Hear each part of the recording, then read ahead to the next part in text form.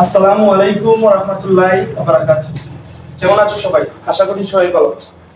আজকে আমি জটিল সংখ্যার পার্ট 3 নিয়ে চলে আসছি।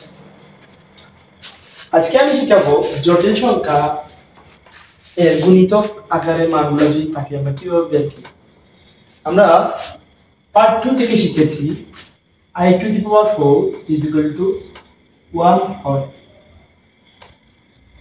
এটা শুধু i টু দি পাওয়ার 4 এর ক্ষেত্রে নয়, এটা i এর মাথায় যদি 4 এর গুণিতক থাকে সেটার ক্ষেত্রেও প্রযোজ্য। আমরা সেগুলো কিভাবে ক্যালকুলেশন করব সেটাই হচ্ছে এই ক্লাসের মুখ্য বিষয়। যেমন i টু দি পাওয়ার 4, এখন আমরা 4 এর গুণিতক কিছু লিখি।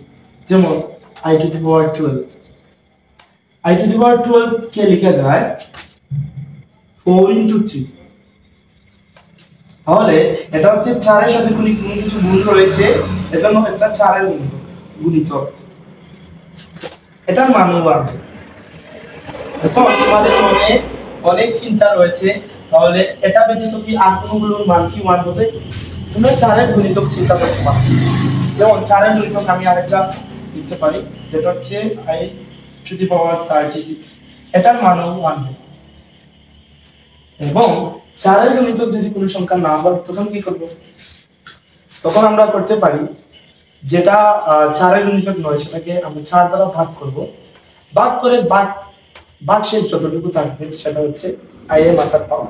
যেমন আমি একটা एग्जांपल দেই, i টু দি পাওয়ার 49, এটা 4 এর গুণিতক থেকে 1 বেশি। সেটার মান কি হবে? আমি বলেছিলাম প্রথমত যে সংখ্যা রয়েছে সেটা 4 এর গুণিতক কিনা লক্ষ্য করবে। এখানে যেহেতু 49 রয়েছে, 49 কে আমরা লিখতে পারি, এখানে যেহেতু i টু দি পাওয়ার 49 রয়েছে, আমরা জানি 4 12 48 হয়। 4 এর একটা গুণিতক হচ্ছে 12, যেটাকে গুণ করলে আমরা 48 পাই। এখন যদি আমরা 48 এর সাথে 1 যোগ করে নেই তাহলে সেটা হয়ে যাবে 49। সেটা 4 এর গুণিতকটা কি 1 বেশি। তাহলে সেটা হবে, আমরা যদি এই সংখ্যাকে 4 দ্বারা ভাগ করি তাহলে আমরা পাওয়া যাবে 4 দিয়ে ভাগ করার যে কথা, 4 দিয়ে সংখ্যাকে গুণ করে লেখা একই কথা। 4 12 হয় 48, আর কত থাকবে অবশিষ্ট 1 থাকবে। এটা কিভাবে থাকবে? 49 কে যদি আমরা 4 দ্বারা ভাগ করি 4 12 48 হয়, এবং 49 থেকে যদি 48 আমরা বিয়োগ করে নিই ভাগশেষ হিসেবে 1 পরে থাকে। এখন এই ভাগশেষ হিসেবে 1 যেটা পরে রয়েছে সেটা হচ্ছে i এর মাথার পাওয়ার। i এর মাথার পাওয়ার 1 যদি হয় সেটা হবে 1। এখন এরকম আরো ম্যাথ রয়েছে, যেমন i টু দি পাওয়ার 34। এটা আমরা কিভাবে বের করব? এটা তো 4 এর গুণিতক নয়, এটাকে আমরা বলেছিলাম 4 দ্বারা ভাগ করব। 4 দ্বারা ভাগ করে দেখি কি হয়। 4 8 32। এখন আমরা যদি এটা বিয়োগ করি তাহলে 2 হবে। এটা হচ্ছে ভাগশেষ। এই ভাগশেষটা i এর মাথায় পাওয়ার হিসেবে থাকবে। এবং আমরা পার্ট 1 এ বলেছিলাম i স্কয়ার কত হবে? i স্কয়ার -1 হবে। এটা হচ্ছে এই ম্যাথের কাঙ্ক্ষিত আনসার। যদি তোমরা এইগুলো বুঝে থাকো, আমি আশা করি এইগুলো তোমরা পারবে। যেমন i টু দি পাওয়ার 3 9, এগুলো পারবে। এগুলো হচ্ছে, এটা হচ্ছে, এটাকে আমরা প্রথমে 4 দ্বারা ভাগ করি। 39 কে 4 দ্বারা ভাগ করি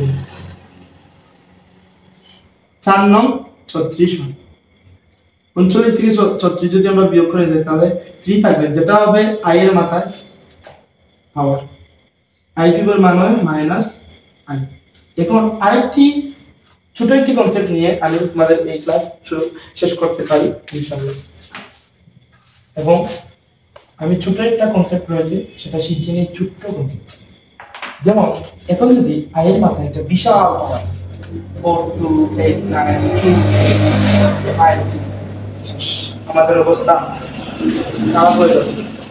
তোমাদের দুশ্চিন্তার কোনো কারণ নেই, আমি এটাকে সমাধান করে ফেলবো অত্যন্ত সহজে।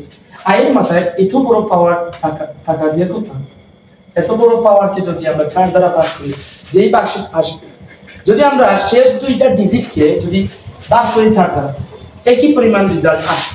তাহলে আমরা যদি i এর মাথায় এরকম বড় পাওয়ার দেখি তাহলে আমরা আতঙ্কিত হব না। আতঙ্কিত না হয়ে শেষ যে দুইটা ডিজিট রয়েছে সেটাকে আমরা 4 দ্বারা ভাগ করব। দেখি 53 কে 4 দ্বারা ভাগ করে কি হয়। 4 এর কাছাকাছি 53 এর মান কত? 4 12 48, 4 12 48। এখন এটা থেকে এটা যদি আমরা বিয়োগ করে নিই 5 হবে, সেটা হবে i এর মাথায় কাঙ্ক্ষিত পাওয়ার 5। এখন আমরা i টু দি পাওয়ার 5 কে কিভাবে হিসাব করতে পারি? i to the power 4 into i। এখন i টু দি পাওয়ার 4 এর মান কত? 1। i তো i কে এটার সাথে গুণ করলে i হয়ে যাবে। আশা করি এটি হচ্ছে জটিল সংখ্যা খুবই গুরুত্বপূর্ণ এটি কনসেপ্ট, যেটা তোমাদের এই ভিডিওর মাধ্যমে ক্লিয়ার হবে ইনশাআল্লাহ।